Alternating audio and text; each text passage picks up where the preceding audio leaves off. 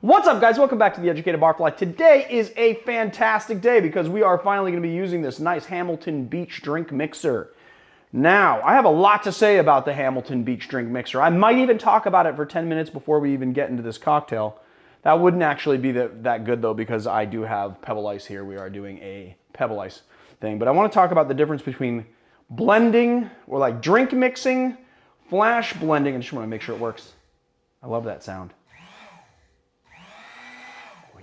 Sounds like a little hand vac. Yeah. Well, actually, a lot of people use like, you can actually get the same effect by using like one of those wand blenders. Some people do use that. Okay, let's talk about this Hamilton Beach thing, because every single time I break out a blender on this channel, everyone's like, well, that's not what Martin Kate says to do. Martin Kate says you need to use a Hamilton Beach drink mixer, and you're doing it wrong. And I want to just talk about the difference between when you use a Hamilton Beach mixer and when you use a blender. So there are a bunch of different daiquiris that are called daiquiri number 4, or like the original Hemingway daiquiri, or the Floridora daiquiri, Cuban drinks that are actually made to use a blender. A blender blends from the bottom up, and what that does is basically breaks down ice into a slushy consistency. When you use a Hamilton Beach, that is not what's going to be happening. Actually, in my opinion, in my maybe not so humble opinion, or humble opinion, a Hamilton Beach blender is a little bit more like when you whip shake in a tin, because what you're basically doing is you're not breaking down the ice into a slushy thing. It's not going to crush all that ice down into a slushy. It's actually going to keep it pretty much a Pebble Ice drink, but what you're doing is you're adding dilution and you're adding aeration, right? So this blends from the top down, and what it does is it aerates. It's not going to crush that ice down. And then basically when you're whip shaking, you're aerating as well. The thing is that this is going to do a much more efficient job of aerating than your arm ever could. Your arm cannot move this fast.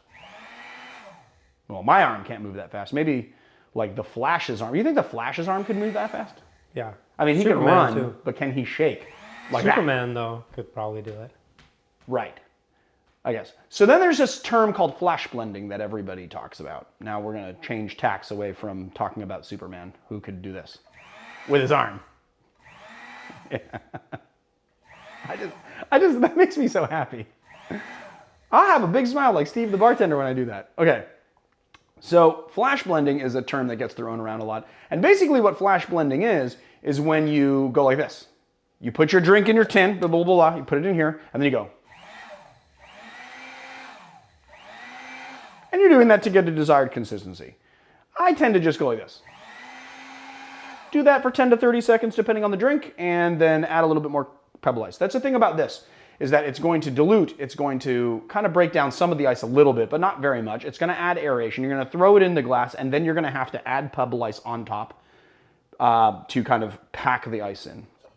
The other thing that I want to mention is there are a lot of people saying, there's a lot of people that are commenting on Pebble Ice episodes and saying, you just ruined that drink by putting too much ice in the glass. You're killing the drink with ice. That's not true. Once you chill a cocktail down, you want to pack it in ice. The more ice surface area that touches a cocktail, the less dilution you have. I know it sounds counterintuitive to say that you put more ice in, you get less dilution, but what you're trying to do is keep that drink cold. So once you chill that drink down and throw it in your glass, you pack it in ice, because you want that drink to be packed in ice so that you can control that dilution. All right, let's get into making this drink.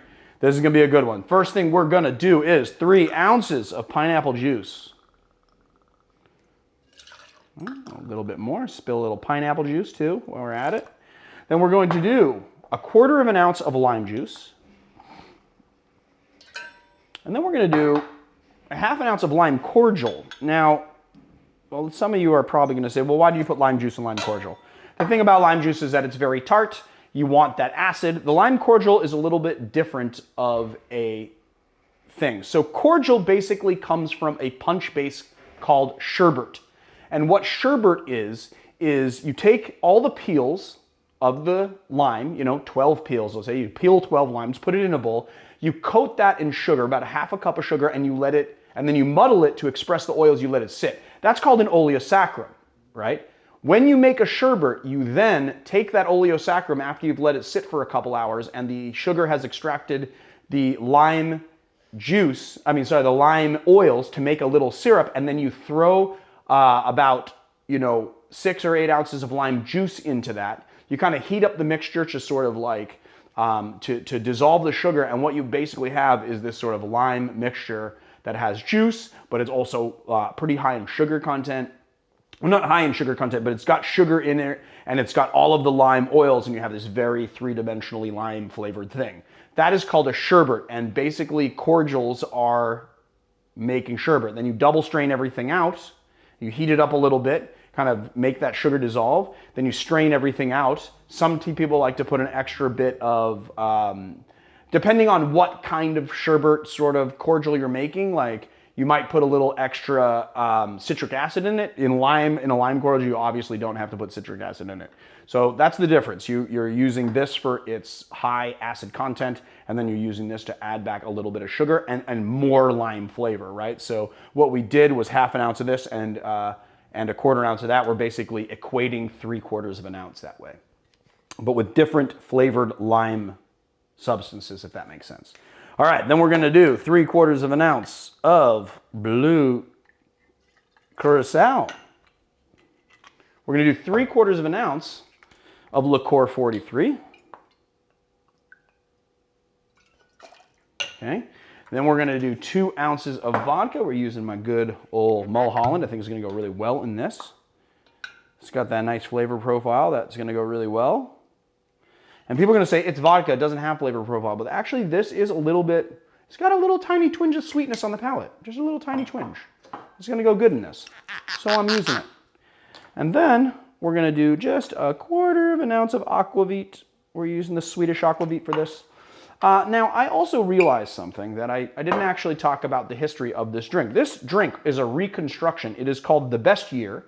And it was created by a prizefighter turned award-winning bartender named Bobby, what was his name? Bobby Keita. It was Bobby, what was his middle name? Now I'm blanking on his middle name.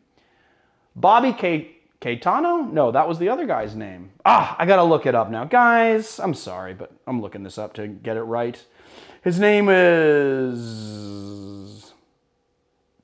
Bobby was his middle name. It is Valerio Bobby Batugo. He was an LA-based bartender that created this drink, and then Beachbum unearthed it. This is a 1970s Tiki-style cocktail, very big in LA.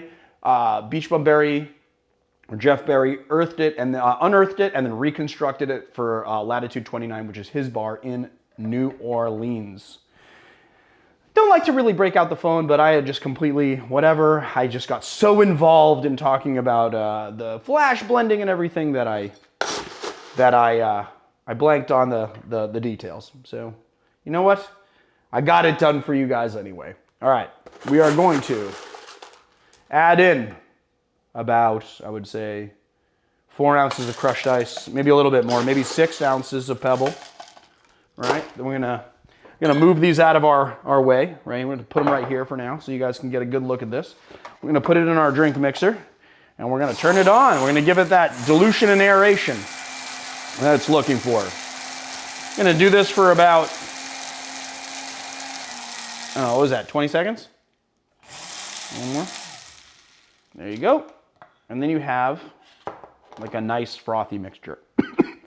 Excuse me. Oh, hold on. I feel like I just had to like rinse my hands after that. All right, then we're just gonna pour it into our glass.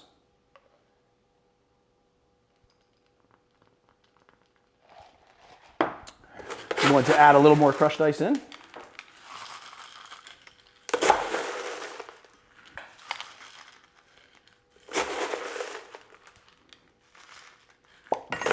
There we go.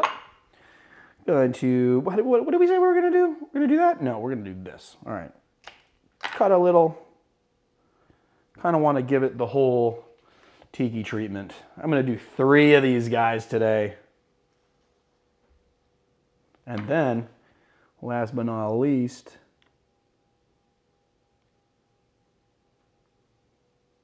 ooh, how you like them apples, Marius? Ooh, I like it. I forgot a straw. Should I get one of these big mag guys? Look at these, I love these. So Surfside Sips makes these really big mag straws. So when you're doing like cocktails that have little bits of things in it, you can put it in. And you can take a sip and you can get the little stuff in there and it's not going to clog the straw. All right, let's take a sip. Oh yeah, it's so good. That is freaking phenomenal, guys. That is. And I see why he did the lime juice the way that he did it with the lime cordial and the lime. You get nice acid, but you get that good sugar. You know, honestly, there's not a ton of sugar in here. The only sugar that you're getting is you're getting a little bit of sweetness from the Liqueur 43, and you're also getting some sugar and sweetness from this lime cordial, but you're also getting that nice three-dimensional lime flavor. You're getting a good amount of acid from the lime juice, and you're getting that nice pineapple. You get that really nice pineapple flavor, but it's not overwhelming. Well, I guess you get also a little bit of sweetness from the Curacao, but I will say that the blue Curacao is a little bit more, Marius is laughing at me for some reason. It's a little drier than sweet. What? No, it's like, you don't get a lot of sweetness, but you get a little sweetness from here, then a little sweetness from here, a little sweetness from here. No, but what I'm saying is that like the only sugar, you don't get a lot of sugar. You get the sweetness from here. This is a little bit sweet, but it's like a little drier on the palate. It's not that sweet. The only actual sugar content you're getting is from here. I don't know if there's added sugar in Liqueur 43, but I don't think so. It is a little bit sweet. It's a liqueur, and if there is sugar content, it's probably minimal. You're getting mostly like kind of a sweetened vanilla flavor from here. You're getting a sweetened orange flavor from here. But this is your main sugar content. There's only half a cup of sugar in this mixed with lime juice, right? So you're getting that and then the lime oil. The oil is from the peel, you know, which is really, what's funny is that back in the 1800s, they would never make oleosaccharides out of lime because they thought that the lime pith, it's too hard to separate lime peel from pith. You get a lot of pith when you peel a lime regardless, and they thought it was too bitter. But actually, I'm going to say right now that they were wrong. It's very, very nice three-dimensional kind of lime flavor. I don't think it's too bitter at all. And also, bitterness on the palate a little bit is a good thing. That's why people love Amaro. That's why people love bitters, because having a little bit of bitters is a good thing. Bitters will cut sweetness. So if you have something that has got a lot of sugar in it and you add a bittering element, it's going to cut that sweetness down. Same thing with acidic. That's why you always have acids inside a shaken cocktail, because those acids will cut the sweetness in half as well. And then pineapple juice is nice. It's a nice flavor. And on its own, you would say, well, okay, this is like a sweet juice, but it's really not that sweet. But I think it's pretty low in acid. You don't get a lot of acid from it. So Mary's just telling me to speed things up, wrap it up. I don't know why though. I thought you liked long episodes. Didn't you like long episodes? It does. All right. Mary says this is taking too long, so you know what? I'm just going to cut it here. This is called The Best Year.